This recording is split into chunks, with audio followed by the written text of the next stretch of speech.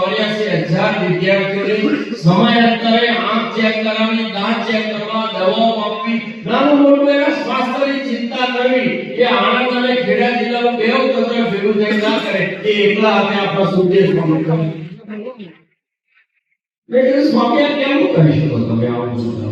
અમારે તો છે તલાટી, ટીડીઓ, ડીડીઓ, કલેક્ટર, ધારાસભ્યો, સંસદ સભ્યો આ બધા વળગીએ અને જે ગામડે ગામડે આરોગ્યની એક શિબિર ચાલુ કરીએ. પેલું શાળા મહોત્સવ વખતે અથવા તો દર જાન્યુઆરી ફેબ્રુઆરીમાં અમે આરોગ્યની એક નાનકડા 4-5 દિવસની એક યોજના બનાવીએ.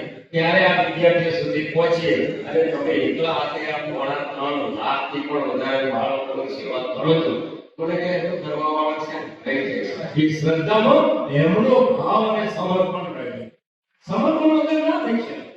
અમે તો બધા આપણી સાથે કામ, પરંતુ જો સરકાર આ કામ કરવા નીકળે ને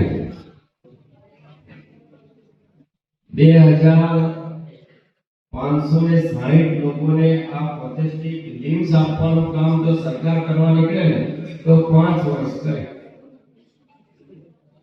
આ મર્યાદા વ્યવસ્થા તંત્રની મર્યાદા કહો, પરંતુ સમાજનું કામ કરવા માટે આંખ અને દ્રષ્ટિ કરતા સંવેદના હોય અને વળતરધામ જેવી સંસ્થા જે સંવેદનાથી કામ કરે ને તો એક દિવસમાં આવું કામ કરી શકે.